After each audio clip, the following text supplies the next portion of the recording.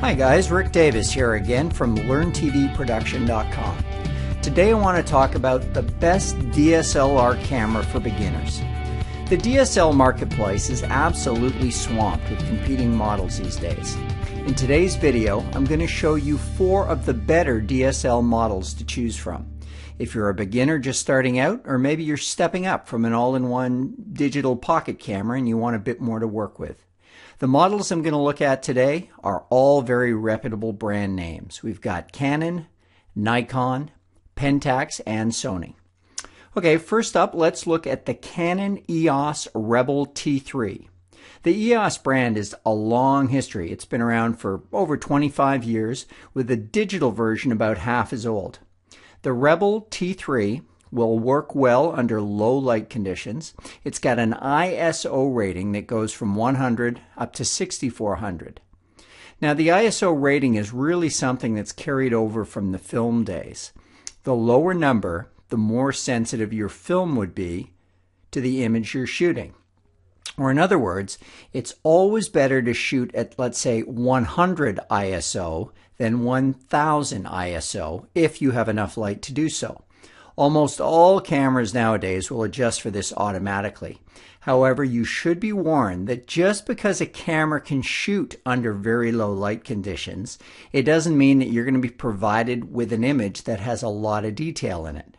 The sensors are much better than they used to be, but for me, I always prefer to shoot with more light than less. The viewfinder on this Canon is 2.7 inches when it's measured diagonally across the screen.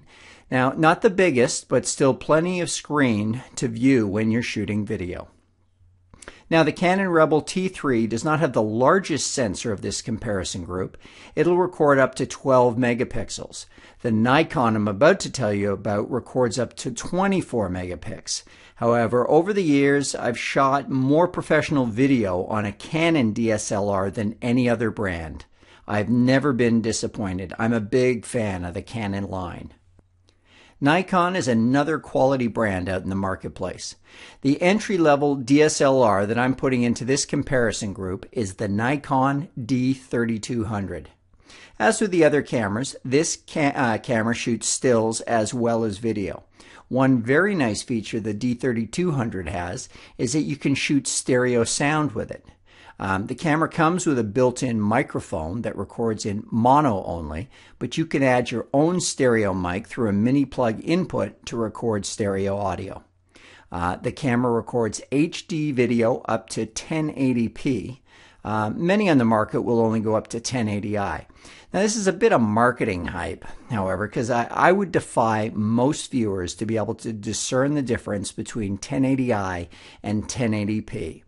The I is for interlace and the P is for progressive scan, in case you're wondering, but that's for another video. I digress here. As mentioned earlier, the Nikon has a very large sensor within the camera body, recording up to 24 megapixels. It also comes with the largest monitor, tied with the Pentax, which is 3 inches in size. Sony's entry into this comparison group is the Sony Alpha A58. This camera will record still images with a sensor that's quite large. It weighs in at 20.1 megapixels. Sony also boasts video recording up to 1080 60i recording in AVC HD. This is the only camera in the group to use AVC HD. This is a format that Sony developed with Panasonic, and it's known as Advanced Video Coding High Def. The Alpha A58 has a 2.7-inch monitor on the back for monitoring. Now, Sony, they use lenses manufactured by other companies. They don't do their own. Alpha A58 has a Minolta Konica glass out front. Sony's been around for years and is better known in the video market than the photography market. I've spent far more time using Sony products simply because I work primarily in the video production industry. But they've made strong inroads into the consumer DSLR field, and they do produce a reliable product. The final camera we're going to look at is from Pentax, the K-500. It's a solid camera, but does lag ever so slightly in image quality. This camera's sensor falls in between the Canon and Nikon models. The Pentax K-1000 has a 16 megapixel sensor. Video capturing is very impressive. It'll record in full 1080p HD video at 30 frames per second, or you can do 720p if you want to record at 60 frames per second. This may sound like a nice option to have, but in reality, as I said earlier, it's more marketing than anything else. Sometimes I feel it's best to shoot at a slightly lower resolution just to ensure you'll get more recording time out of the record medium you've got. All of the cameras in our comparison group use SD, SDHC, or SDXC storage cards. I have a bit of a soft spot for Pentax products, as my first SLR camera was the Pentax K-1000, but I'm dating myself a little here. It was an extremely reliable camera at the time. In the final analysis, none of these choices are going to lead you astray. They're all very good models sold by solid companies that have good long track records.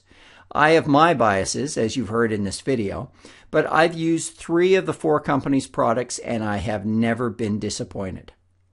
Like with anything, once you get your hands on the model and spend some time shooting with it, it'll become second nature to you, and your skills as a photographer, videographer will grow rapidly. Happy shooting! I hope you found this video helpful. If you did, please don't forget to give me a like down below, and also to subscribe to my channel so I can share additional videos filled with tips on how to create better images and videos. Thanks for watching, guys.